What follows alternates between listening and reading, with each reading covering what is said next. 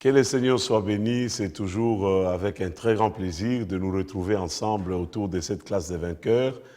Cette classe des vainqueurs qui est conçue, comme j'aime le dire, spécialement pour vous, parce qu'au travers de cette classe des vainqueurs, nous avons trois objectifs majeurs. Vous aider à découvrir ce que vous êtes devenu en Christ. Deuxièmement, vous aider à découvrir ce que vous êtes capable de faire en Christ. Et enfin, vous aider à comprendre que la vie chrétienne est une vie épanouie, est une vie équilibrée, est une vie, en fait, c'est la meilleure des vies qui existe sur la terre. Vous savez, j'aime toujours dire que la vie est belle parce que nous sommes en relation avec le Seigneur Jésus-Christ qui est l'auteur de la vie, l'auteur de l'équilibre, l'auteur de l'épanouissement.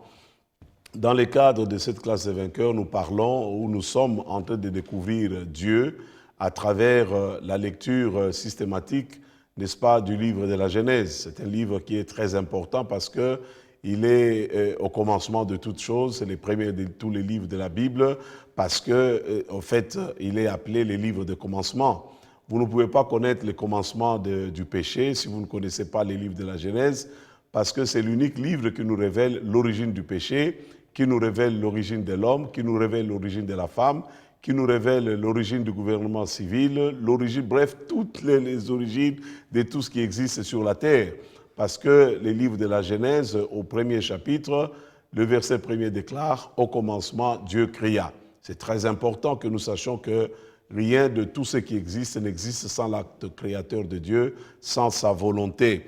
C'est ainsi qu'à travers ces livres, non seulement nous allons découvrir sa nature, nous allons découvrir ses desseins, nous allons découvrir sa grandeur, nous allons découvrir sa puissance, nous allons découvrir ses œuvres extraordinaires et nous allons découvrir ensemble son pouvoir illimité parce qu'il est le créateur de tout ce qui existe, il est à la base de tout ce qui existe. C'est lui qui est l'auteur de la vie, il est le donateur et le conservateur de toute vie. Donc c'est très important que nous puissions lire la parole du Seigneur dès le commencement parce que si vous ne connaissez pas le commencement, vous ne saurez peut-être pas où vous allez et pourquoi vous êtes là où vous êtes aujourd'hui.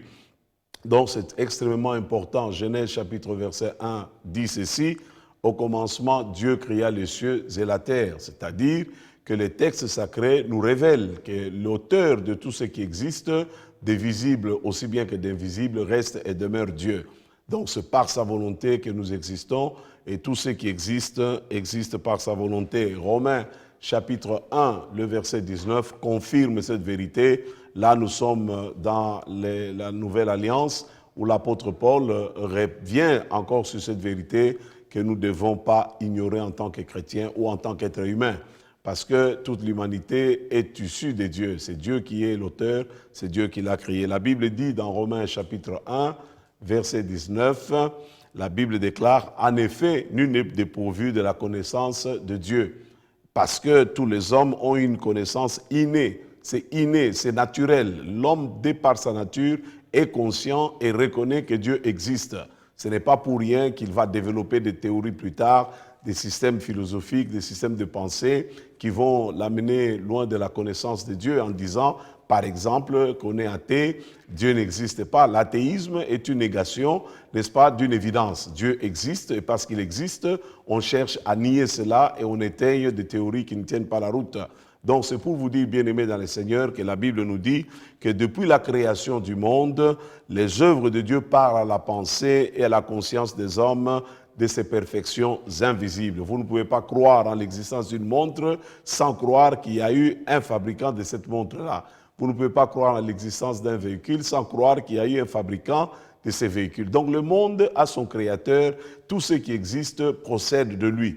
Et ça, c'est extrêmement important. Et nous, chrétiens, et nous, enfants de Dieu, nous devons en être convaincus. Parce que le monde dans lequel nous vivons, c'est un monde athée, c'est un monde animiste, c'est un monde polythéiste, c'est un monde, bref, des sans-dieux, des hommes et des femmes qui s'évertuent à ne pas reconnaître l'existence du Créateur parce qu'ils savent qu'ils sont redevables à ces créateurs. Donc, reconnaître que Dieu existe signifie ou équivaut à dire que nous reconnaissons qu'un jour, nous répondons de nos actes. Qu'à cela ne tienne, que l'homme le croit ou pas, c'est une évidence, Dieu existe et il est le Créateur de tout ce qui existe. L'auteur sacré dit « Quiconque sait regarder peut y discerner clairement sa divinité, sa puissance. Quand vous regardez les mers, vous regardez le fleuve, vous regardez les lacs, vous regardez les montagnes, vous regardez les forêts, vous regardez le monde marin, le monde végétal. Bref, toutes ces choses-là parlent à notre conscience de l'existence d'un grand Dieu puissant, le Dieu qui est l'Mbundangoul, comme on l'appelle chez nous, le Dieu qui est le géniteur, qui est celui qui a tout commencé. Sans lui, rien d'autre ne peut exister.